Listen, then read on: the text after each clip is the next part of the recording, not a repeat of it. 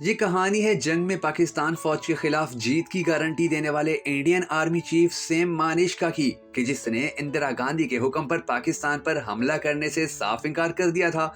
Field marshal same Manekshaw 1971 की जंग के दौरान उस वक्त की वजीर आजम इंदिरा गांधी के साथ अपने सख्त लहजे में बात करने के साथ साथ एक बहादुर सिपाही होने के लिए भी काफी मशहूर थे। भारतीय फिल्म इंडस्ट्री के मशहूर अदाकार विकी कौशल सेम बहादुर नामी फिल्म में इंडिया के पहले फील्ड मार्शल सेम मानेकशॉ का किरदार अदा कर रहे हैं, जो 1 दिसंबर 2023 को रिलीज हुई। सेम को पहली बार 1942 में उस वक्त शोहरत मिली थी कि जब दूसरी जंग अजीम के दौरान बर्मा के महाज पर एक जापानी सिपाही की मशीन गन से बरसने वाली 7 गोलियां उनकी आंतों, जिगर और गुर्दों में घुस गईं।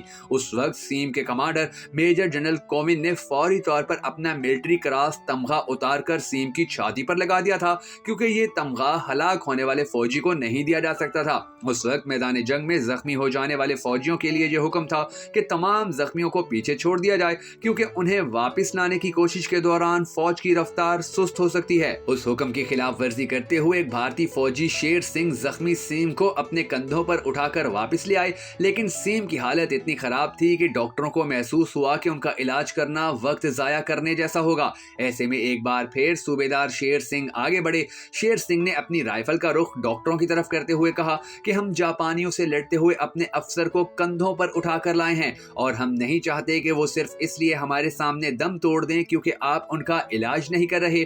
तुम इनका इलाज करो वरना मैं तुम्हें गोली मार दूंगा। डॉक्टर्स को जख्मी सीम का इलाज करना पड़ा और उन्होंने सीम के जिस्म से गोलियां निकालकर उनकी चंद आंतों को काट दिया। ये एक खतरनाक ऑपरेशन था, लेकिन हैरान कुन तौर पर सीम जिंदा बच गए। अमृतसर में 1914 में पैदा होने वाले सेम मानेकशॉ का ताल्लुक एक पारसी खानदान से था। उनका पूरा नाम साम हरमजी फरामजी जमशेद जी मानेकशॉ था, लेकिन उन्हें अपने पूरे नाम से शाजो नादिर ही पुकारा जाता था। सेम मानेकशॉ को जख्मी हालत में मंडलाते, फिर रंगून और फिर वापस इंडिया ले जाया गया, जहां सेहतमंद हो जाने के बाद 1946 में बतौर लेफ्टिनेंट कर्नल वो आर्मी हेडक्वार्टर दिल्ली में तैनात हुए। 2 साल बाद जब रियासत कश्मीर का तनाज़ा खड़ा हुआ तो एक अहम मौका पर जब इंडिया की तरफ से वीपी मेनन महाराजा हरि सिंह से बातचीत करने श्रीनगर पहुंच गए, उस वक्त सेम मानेकशॉ भी उनके साथ थे। 1962 में चीन के साथ जंग में शिकस्त खाने के बाद सेम मानेकशॉ को 4th कोर की कमांड दी गई। ये ओहदा संभालते ही सेम मानेकशॉ ने सरहद पर तैनात फौजियों को मुखातिब किया और उनका ये खिताब आज तक मशहूर है। सेम ने इंडियन फौजियों से कहा कि आज के बाद आप में से कोई भी उस वक्त तक पीछे नहीं हटेगा जब तक कि आपको ऐसा करने का तहरीरी हुक्म ना मिले, और ये याद रखना कि ये हुक्म तुम्हें कभी नहीं दिया जाएगा। उनकी बेटी माया दारोवाला ने एक बार बताया था कि लोग समझते हैं कि सीम एक अजीम जर्नल है, उसने बहुत सी लड़ाइयां लड़ी हैं, उसकी बड़ी मूछें हैं, इसलिए घर में भी ऐसा ही यानी फौजियों जैसा रहता होगा, लेकिन ऐसा कुछ नहीं था। वो दरअसल एक बच्चे की तरह थे। वो हमारे साथ शरारतें करते और हमें बहुत परेशान करते थे। कभी कभी हमें कहना पड़ता था कि पापा बस कर दो। जब वो कमरे में दाखिल होते तो हमें सोचना पड़ता था कि अब वो क्या करने जा रहे हैं। मानेकशॉ को अच्छे कपड़े पहनने का भी शौक था। अगर उन्हें कोई दावतनामा मिलता था जिसमें कहा जाता था कि आपको सादा लिबास में आना है तो वो दावत को ठुकरा देते। 1971 की जंग में इंदिरा गांधी चाहती थी कि मार्च के महीने में ही पाकिस्तान पर हमला कर दिया जाए, लेकिन सेम ने ऐसा करने से इनकार कर दिया। उनकी राय थी कि इंडिया की फौज मशरकी पाकिस्तान पर हमले के लिए तैयार नहीं है। इस पर इंदिरा गांधी नाराज हुई तो सेम मानेकशॉ ने सवाल किया कि क्या तुम लड़ाई जीतना चाहती हो या नहीं। इंदिरा गांधी ने जवाब हाँ में दिया। इस पर सेम मानेकशॉ ने कहा कि मुझे 6 माह का वक्त दें, मैं जमानत देता हूं कि फतेह आपकी होगी। इंदिरा गांधी के साथ उनके ऐसे रवैये के कई किस्से मशहूर हैं।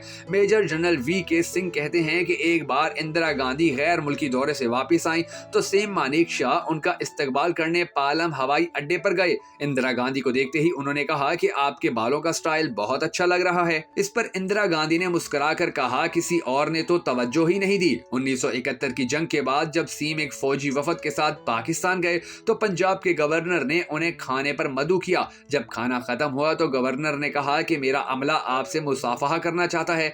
जब सीम बाहर आए तो उन्होंने देखा कि उनसे मिलने वालों की एक लंबी कतार है। जैसे ही वो एक शख्स के पास पहुंचे, उस शख्स ने उनके एजाज में अपनी पगड़ी उतार दी। जब मानिशका ने वजह पूछी तो उसने जवाब दिया, सर मैं आपकी वजह से जिंदा हूँ, मेरे 5 बेटे आपके कैदी हैं, वो मुझे खत लिखते हैं, आपने उनका बहुत ख्याल रखा है, वो बिस्तर पर सो रहे हैं जबकि आपके फौजियों को जमीन पर सोना पड़ता है, वो बैरकों में रह रहे हैं जबकि आपके लोग खेमों में रह रहे हैं। पाकिस्तान के साथ जंग के बाद सीम मानेकशा सरहद के कुछ इलाकों के तबादले पर बातचीत के लिए पाकिस्तान गए। उस वक्त जनरल टिक्का खान पाकिस्तान के आर्मी चीफ थे। पाकिस्तान के कब्जे में जम्मू का थाकोचिक नामी एक ऐसा इलाका भी था जिसे वो छोड़ने के लिए तैयार नहीं था। जनरल SK सेहना बताते हैं कि टिक्का खान सेम से 8 साल जूनियर थे और उनकी अंग्रेजी कुछ महदूद थी क्योंकि वो बतौर सिपाही भर्ती हुए थे और बाद में कमीशन हासिल करने के बाद तरक्की करते करते उस ओहदे तक पहुंचे थे। जनरल SK सेहना के मुताबिक टिक्का खान ने एक तहरीर शुदा बयान पढ़ना शुरू किया और कहा कि 3 मुतबादिल हैं। सीम मानेकशा ने फौरन टिक्का खान को टोका कि जिस स्टाफ ऑफिसर का तहरीर शुदा बयान आप पढ़ रहे हैं वो अंग्रेजी लिखना नहीं जानता, क्योंकि मुतबादिल हमेशा 2 होते हैं, 3 नहीं। हाँ, इम्कानात 2 से ज्यादा हो सकते हैं। सीम की ये बात सुनने के बाद टिक्का खान इस कदर घबरा गए कि उनकी जबान लड़खड़ा गई। बाद में वो थाकोचिक इंडिया को वापस देने के लिए तैयार हो गए। दोस्तों, अगर आपको हमारी ये वीडियो पसंद आई हो तो हमें सपोर्ट करने के लिए हमारी इस वीडियो को शेयर जरूर कर दीजिएगा।